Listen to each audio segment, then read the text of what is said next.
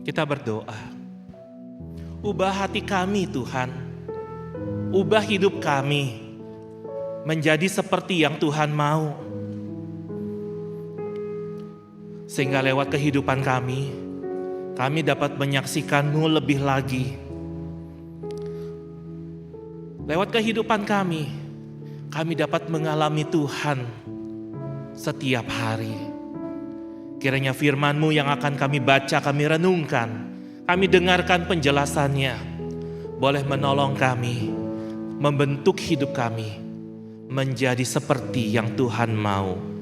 Di dalam nama Tuhan Yesus kami berdoa. Amin. Shalom. Shalom. Baru sebelah kiri saya ya yang respon ya. Shalom.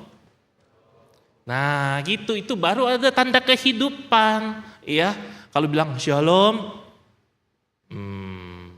ya nggak enak rasanya kalau begitu. Selamat pagi, ya. Saya dari GKY Sunter. Hari ini saya nggak datang sendirian. Saya ajak satu orang pengurus saya. Dia duduk di mana itu ya? Nemi, silakan berdiri Nemi. Nehemia, iya. Iya. Iya duduk lagi. Ya. Teman-teman, saya senang sekali untuk kesempatan hari ini, ya boleh melayani firman Tuhan di sini. Ya, tema kita hari ini apa sih yang Tuhan Yesus katakan tentang keluarga, ya tentang family. Sebelum kita masuk ke situ, maka saya mau tanya dulu nih kepada setiap kita, menurut kalian keluarga itu apa sih? Menurut kalian keluarga itu apa? Mungkin ada yang bilang, oh ya kalau di Sunter biasa remajanya panggil saya Ko Martin ya, kalau di sini kan panggilnya Ko Ridwan juga ya, sama ya, panggilnya Koko juga, iya. Memang ya kalau pembina Korem itu semua adalah koko-koko atau cici-cici, ya. Nggak ada yang om-om atau tante-tante kan, gitu ya. Nah, jadi mungkin ada yang bilang, Ko Martin kalau keluarga itu, ya itu ada papa, ada mama, ada koko, ada dede. Kalau dia anak tengah ya, maka ada koko, ada dede, ada cici atau dedenya. Tapi ada juga yang bilang, oh keluarga itu kalau kita liburan, kita bisa pergi jalan-jalan, baru tuh itu namanya keluarga. Oh, ada juga yang bilang, Ko Martin, keluarga itu kalau kita sedang ada dalam kesulitan, sedang ada dalam pergumulan, ya, lalu mereka hadir untuk kita, itulah keluarga. Tapi ada juga yang bilang, Ko Martin, keluarga itu pada waktu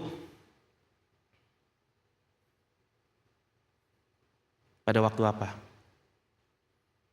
Pada waktu aku lagi sedih, mereka nggak ada.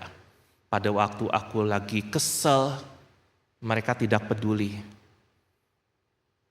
Waktu aku lagi bergumul, mereka tidak hadir dalam hidupku. Ada yang menganggap keluarga seperti itu. Apa sih kalau gitu keluarga? Sekarang Ko Martin mau tanya, siapa yang papa mamanya masih lengkap? Angkat tangan.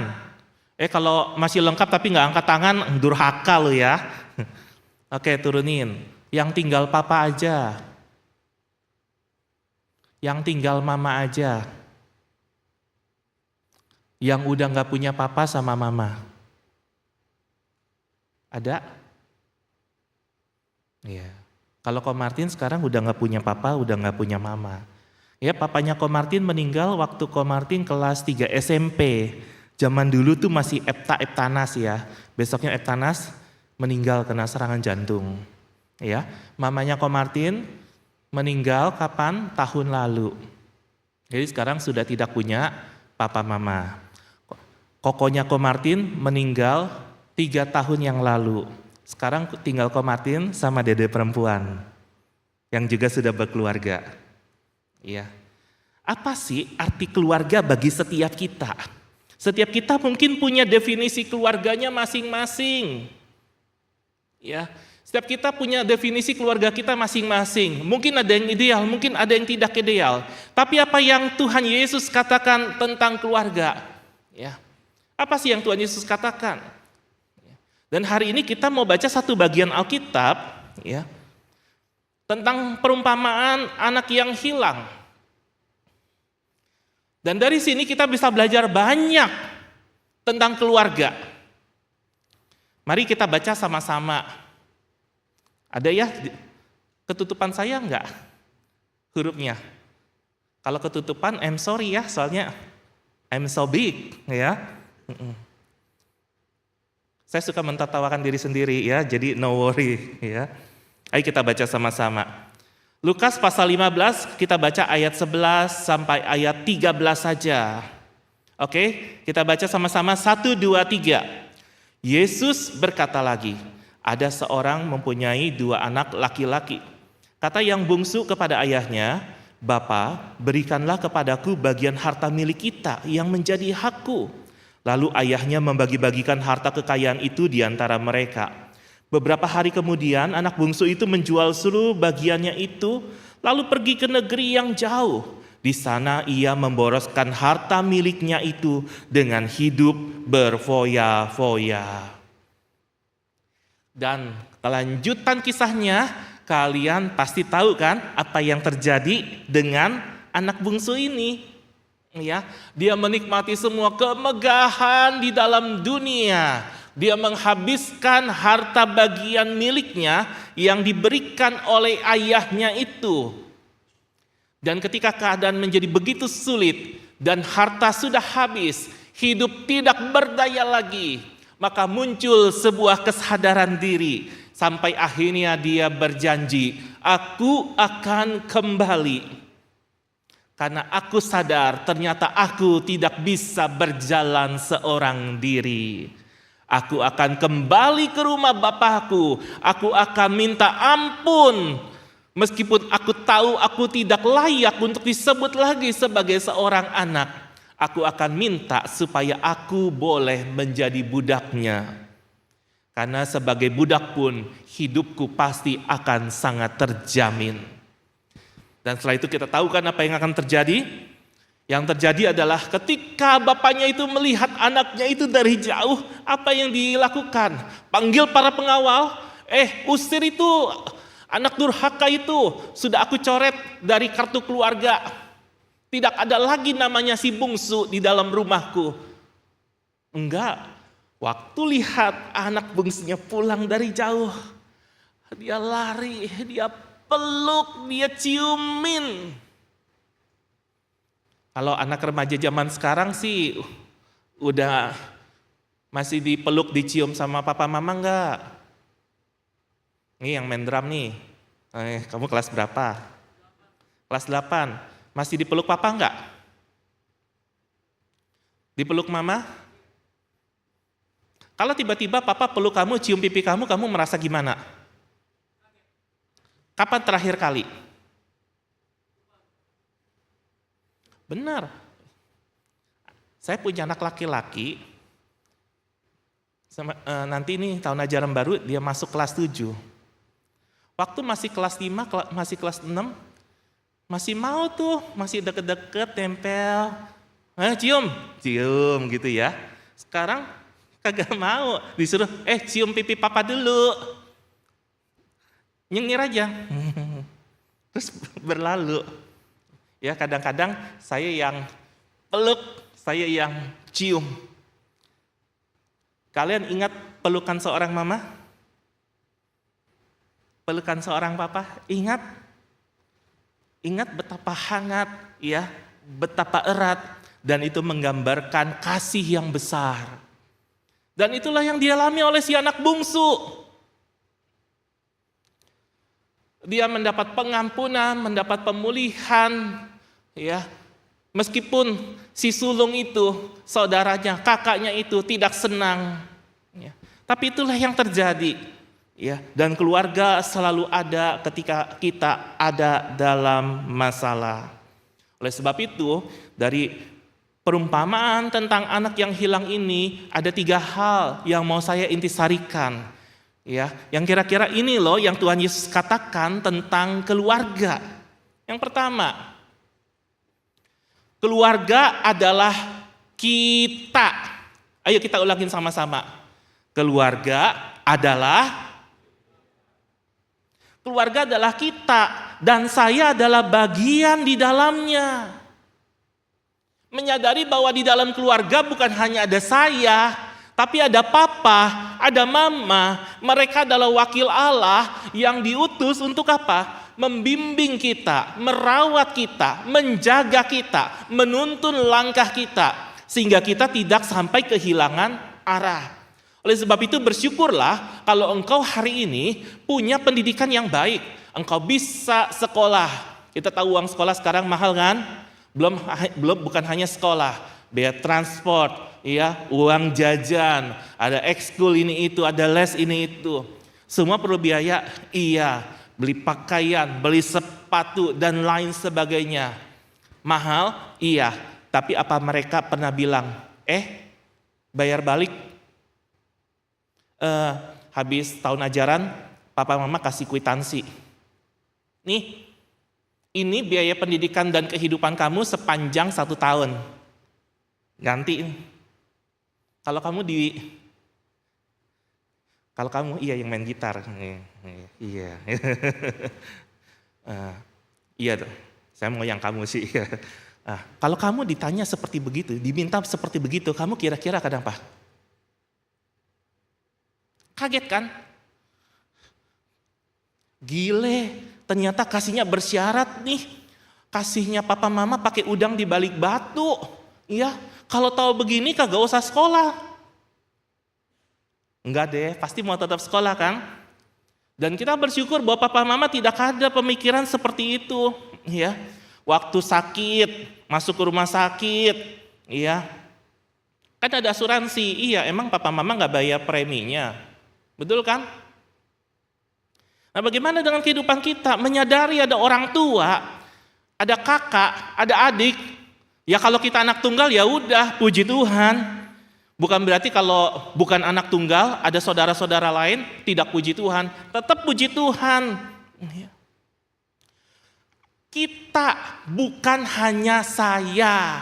Si anak bungsu ini mencerminkan ya anggota keluarga yang hanya berpusat pada dirinya. Dia lupa masih ada ayahnya, masih ada kakaknya. Memang tidak dibahas tentang mamanya.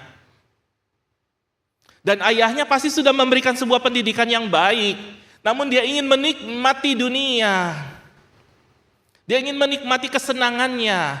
Oleh sebab itu dia minta bagian hartanya waktu ayahnya masih hidup. Berikanlah harta bagian milikku. Bukan untuk diusahakan, tapi untuk dihabiskan, untuk difoya-foyakan. Dan itu artinya apa? Konsep keluarga baginya bukan bicara tentang kita, yaitu keseluruhan, tapi hanya bicara tentang saya, dan saya. Kok Martin gak tahu apakah generasi zaman now juga ingat lagu yang dinyanyikan oleh Michael Jackson waktu dia masih muda. Judulnya Band. Ada yang pernah dengar? Band. Lagu awalnya gini. Awalnya kok Martin nggak tahu ternyata ini lagu tentang anjing peliharaan. Band, you always running here and there. Yang lari ke sono ke sini kan cuma anjing, betul kan? Kan nggak mungkin bicara tentang adik atau apa, kamu lari-lari ke sono ke sini, enggak kan? Ya. Tapi salah satu bagian lagunya bilang gini, I used to say I and me, now it's us, now it's we. Dulu dia selalu pikir I and me, segala sesuatu berpusat pada diriku. Tapi ada satu kondisi yang akan membuat dia menyadari, bukan hanya saya dan aku, tapi kita, kami. Dan konsep sebuah keluarga menurut Tuhan Yesus adalah kita. Tapi kalau kita cuma berpusat sama diri sendiri, kita memisahkan diri dari keluarga, kita memisahkan diri dari komunitas yang Tuhan kasih.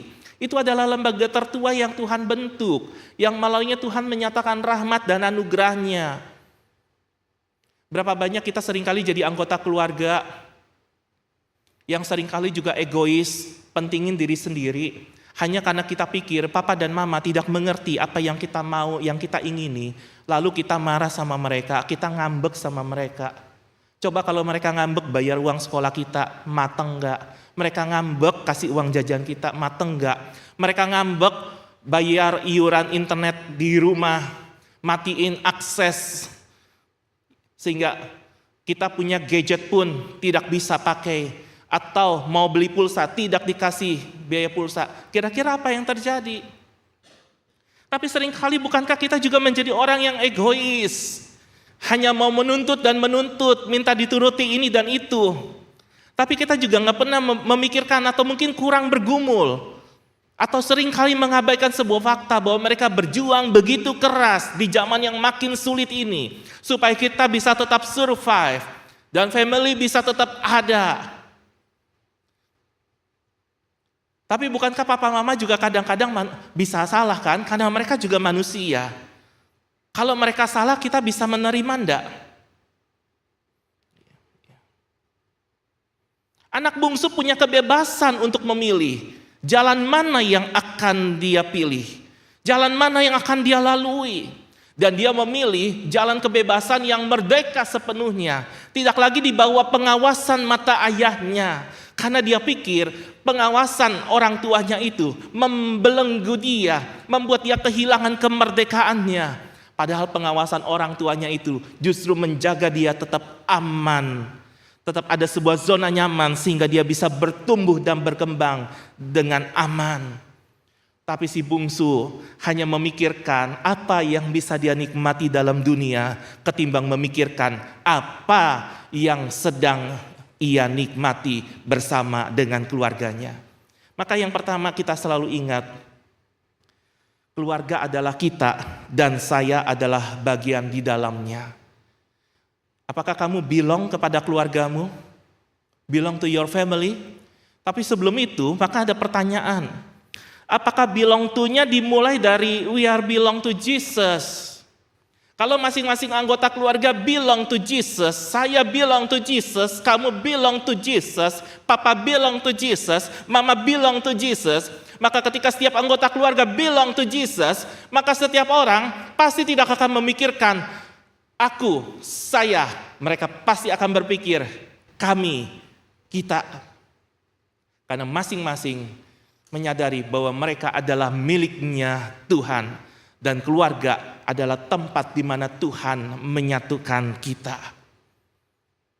Papa mama tidak sempurna, kamu dan saya juga tidak sempurna. Tapi apa yang tidak sempurna dipakai oleh Allah untuk menyatakan kemuliaannya. Dan itulah keluarga. Yang kedua, dari Lukas pasal 15 ayat 11 sampai 32 ini, maka kita belajar bahwa keluarga adalah rumah pengampunan dan pemulihan. Keluarga harusnya itu menjadi tempat belajar. Tempat belajar untuk apa? Ketika saya bersalah, ya, maka ada proses pembelajaran buat saya. Saya akan diampuni, saya akan dipulihkan. Bukan cuma sekedar, oh kamu ada bikin salah ya, oke. Saya punya anak kedua, itu umur 5 tahun. Dia suka sekali nonton Frozen. Entah adegan apa yang akhirnya waktu kami main-main ya,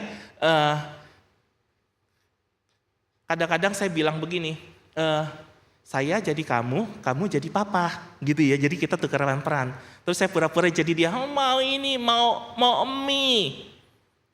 Dia jawab begini, oke, fine. Entah dia dapat kalimat itu dari mana ya. Tapi maksud saya begini. Pada waktu ngomong begitu, kesannya kan permisif ya. Oke lah, cincai lah ya. Enggak hitung-hitungan lah. Nah, kalau misalnya Kamu ketahuan ngambil uang papa dari dompet. Nggak banyak, 50.000 aja. Terus papa bilang, oke, fine. Kira-kira kamu merasa diampuni atau kamu merasa itu adalah sebuah kesempatan? Jawab. Hah? Kalau papa cuma bilang, oke, fine, kamu merasa diampuni atau kamu merasa itu adalah sebuah kesempatan? Lain kali kalau gue ambil 100.000, papa juga akan bilang, oke, fine. Betul kan?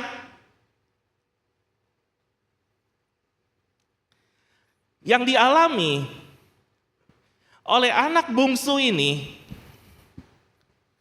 dia tidak serta-merta loh mendapat pengampunan dari bapaknya.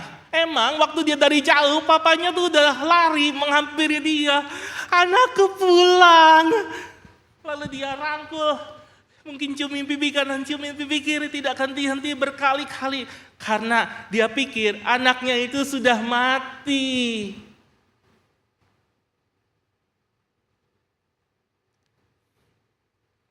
Sesungguhnya pengampunan dan pemulihan dimulai dengan sebuah kesadaran dari anak bungsu ini. Waktu dia sadar dengan keadaan dirinya yang melarat. Dia sadar bahwa harta yang diberikan oleh ayahnya, dia habiskan dengan percuma. Dan ternyata itu tidak membawa sebuah perubahan dalam hidupnya menjadi lebih baik, tapi justru membuat dia makin hancur dan terpuruk. Dan dengan kesadaran diri, dengan penyesalan itu, dengan sebuah ketidaklayakan, dia berjanji, dia bertekad untuk kembali. Meskipun mungkin kenyataannya dia akan ditolak dan diusir untuk pergi. Sesungguhnya pada saat-saat seperti itu, si bungsu ini sedang menerima pengampunannya. Dan pengampunan itu menjadi penuh ketika dia berjumpa dengan ayahnya. Ayahnya yang menghampiri dia untuk menunjukkan bahwa kasih orang tua tidak akan pernah bisa terganti apapun situasi yang terjadi. Seberapa buruk kehidupan anaknya, orang tua tetap tidak bilang, oh itu mantan anakku. Mereka tetap anak-anakku. Oleh sebab itu sebelum kehidupan menjadi lebih buruk, mengapakah kita belajar lebih taat sama orang tua? Anak bungsu ini belajar bagaimana relasinya dipulihkan, bagaimana dia mendapat kesempatan kembali. Udah selesai ujian semester kan? Udah terima rapot kan? IPK bukannya terima rapot kemarin ya? Siapa yang IPK? Angkat tangan. Nah, IPK udah terima rapot kemarin kan? Andai kata begini, waktu terima rapot, maaf. Kamu namanya siapa? Iya kamu yang baju hitam. Iya saya jangan nunjuk belakang. Emang belakang juga hitam. Saya maunya kamu. Iya, siapa namanya? Hah? Ken, sorry to say Ken. Ternyata nilai kamu semester ini tidak cukup baik untuk membuat kamu naik kelas. Wah, respon yang bagus. Tapi Bapak kasih kamu kesempatan. Ikut ujian ulang semua, kamu bisa naik. Kira-kira kalau gitu apa? Kita merasa mendapat anugerah kan? Iya, betul? Itu yang terjadi dengan anak bungsu ini. Dia mendapat kesempatan kembali. Oke, dalam perjalanan sebelumnya, engkau mungkin sudah gagal. Engkau tidak hargai papamu, engkau tidak hargai kokomu, engkau pergi habiskan harta. Dan sekarang engkau kembali dengan tangan kosong, dengan tangan percuma. Dikasih kesempatan lagi. Bukankah papa mama juga kasih banyak kesempatan kepada kita? Berapa banyak kita gagal, berapa banyak kita jatuh. Namun mereka tidak pernah kehilangan kepercayaan pada kita kan? Karena Tuhan yang sama juga tidak pernah kehilangan kepercayaannya padamu dan padaku. Dia tidak pernah kehilangan kasihnya kepadamu dan kepadaku.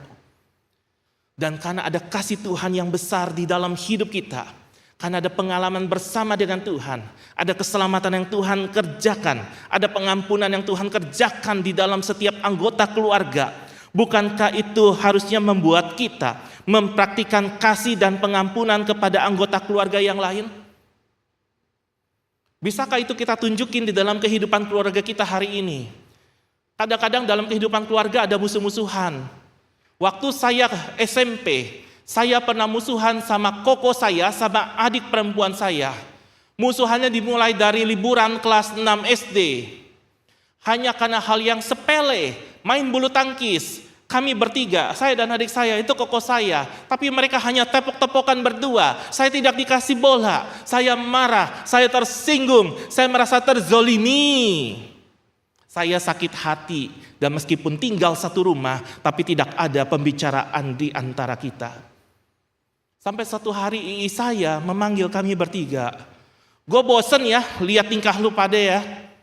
Tiap hari lu kerjanya sungut sini, sungut situ.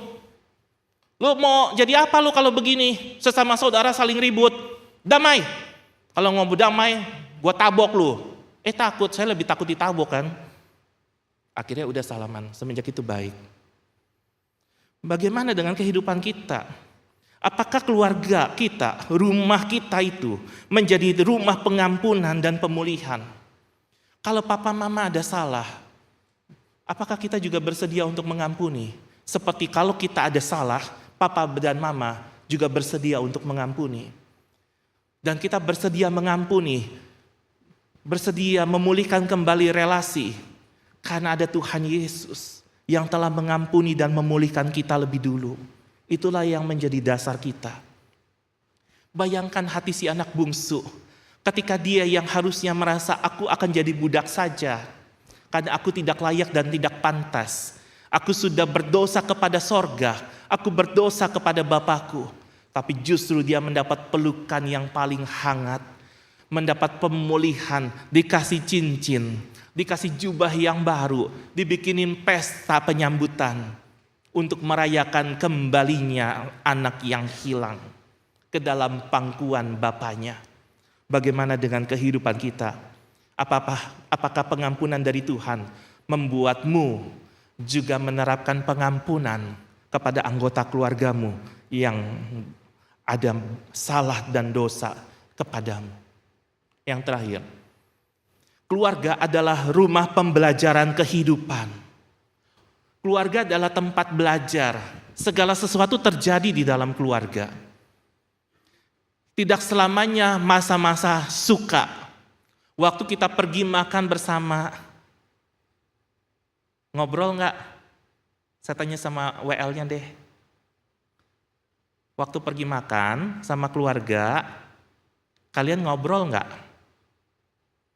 Kan kadang-kadang gini ya, habis pesan makan, lu mau makan apa? Lu mau makan apa? Udah habis itu apa? Betul kan? Nih, yang anak cowok, apa yang dilakukan? Betul kan? Padahal ada papa mamanya di situ, tapi nggak diajak ngobrol. Terus kalian bilang, iya habis papa mama juga gitu. Papa mama juga main handphone sendiri. Malah mama lihat-lihat TikTok sambil ketawa-ketawa sendiri. Bagaimana dengan kita? Seharusnya di dalam keluarga kita belajar tentang respek. Bagaimana saling menghargai. Bagaimana saling menghormati. Si bungsu mungkin gagal. Tapi si sulung juga gagal. Dia gagal memaknai kasih ayahnya. Dia menganggap itu sebagai sebuah diskriminasi. Dia dipestain, sementara aku nggak pernah dikasih hewan untuk aku bakar, aku barbecue party dengan teman-temanku. Sampai ayahnya bilang, bukankah selama engkau tinggal di dalam rumah ini, segala kepunyaanku adalah kepunyaanmu. Dan itu membuat si sulung terdiam. Karena selama ini, dia mungkin juga menjadi orang yang sama egoisnya dengan si bungsu. Cuma yang si bungsu menghabiskan harta. Si sulung merasa dia tidak pernah dapat harta. Sehingga dia tidak menikmati kehidupannya. Padahal segala sesuatu adalah kepunyaannya. bukan cuma sekedar harta warisan yang bisa dibagi. Rumah adalah tempat belajar respek, belajar penghargaan, belajar tanggung jawab. Ketika kita melakukan sesuatu, maka kita harus berani bertanggung jawab. Jangan cuma sekedar lempar batu sembunyi tangan.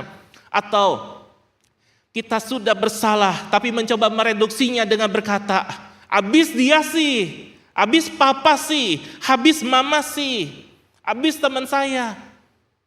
Anak saya yang sulung itu pernah mungkin ditegur sama guru. Terus di rumah istri saya juga guru.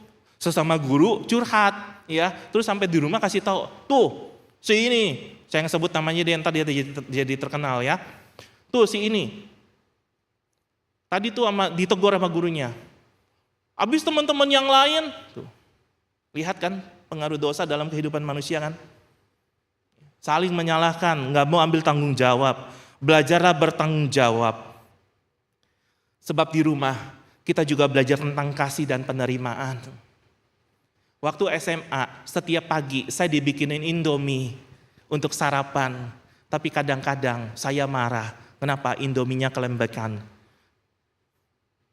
Saya marah. Dan kalau saya ingat itu, saya masih nyesel. Kenapa dulu saya marah ya? Kenapa saya tidak berterima kasih ya? Mama bangun pagi-pagi, emang cuma bisa bikinin Indomie. Mungkin karena buru-buru. Atau mungkin sambil ngantuk sampai Indominya kelembekan. Kenapa saya komplain? Padahal saya masih bisa menikmati dengan rasa syukur. Bagaimana dengan kehidupan kita? Waktu kamu dikasihi, waktu kamu diterima apa adanya. Apakah itu membuat kita bersyukur? Membuat kita menghargai setiap kesempatan yang kita punya di dalam keluarga kita. Meskipun mereka tidak sempurna. Papa mungkin suka marah-marah, apalagi mama. Mama bisa dari A sampai Z, mungkin sampai AA sampai ZZ sepanjang hari tidak berhenti berkotek, padahal mama bukan ayam. Tapi kenapa selalu ada saja yang dibicarakan? Salah sedikit ngomongnya panjang, penjelasannya seperti orang lagi dikuliahin. Guru saja tidak selama itu. Guru paling ngomongin cuma 45 menit kalau satu SKS, betul? Rumah adalah tempat belajar kehidupan. Suka dan duka terjadi di sana, itu membentuk kita jadi indah. Sekarang, apakah kamu menghargai anggota keluargamu? Sejauh mana pembelajaran kehidupan bersama dengan anggota keluarga itu membuat kalian itu growing together dalam berbagai aspek? Bagaimana setiap pengalaman suka duka itu, yang lebih dan yang kurang itu membentuk kalian untuk bertumbuh bersama-sama. Iya, kita memang gak sempurna. Saya pernah menghukum anak saya kelewatan, lalu someday saya bilang, Papa minta maaf ya, karena saya juga manusia, saya juga bisa salah sebagai orang tua. Sebagai anak dulu saya juga sering salah, tapi saya diampuni, diterima lagi apa adanya. Dan itu harusnya membuat saya sekarang jadi orang tua yang juga melakukan hal yang sama, bukan? Bagaimana itu bisa membuat kita growing together? Sebab harta yang paling berharga yang Tuhan berikan kepada kita adalah keluarga. Syukurilah dan tumbuhkanlah. Apakah kamu bersyukur ada papa mama? Bersyukur untuk saudara-saudara yang kamu punya. Dengan segala kelebihan dan kekurangan mereka. Karena menyadari saya pun tidak sempurna. Oleh sebab itu, maukah kita menjadi bagian dari keluarga yang sungguh-sungguh seperti Lukas 15 ini mengajarkan kita banyak hal yang masih bisa dapat digali. Apakah kita bersedia mulai hari ini saya mau jadi anggota keluarga yang lebih mengasihi anggota keluarga saya yang lain seperti Tuhan Yesus mengasihi saya dan menerima saya apa adanya. Saya mau jadi anggota keluarga yang mengampuni anggota keluarga yang lain. Seperti Tuhan Yesus yang sudah mengampuni segala dosa dan pelanggaran saya. Saya mau jadi anggota keluarga yang memberi sumbangsih kepada anggota keluarga yang lain. Sehingga keluarga kami menjadi tempat belajar bersama-sama. Kami bertumbuh di dalam segala hal untuk kemuliaan nama Tuhan. Apakah kalian mau jadi remaja-remaja yang demikian, guys? Apakah kalian mau menjadi remaja-remaja yang demikian, yang lebih taat sama Tuhan? Kita berdoa.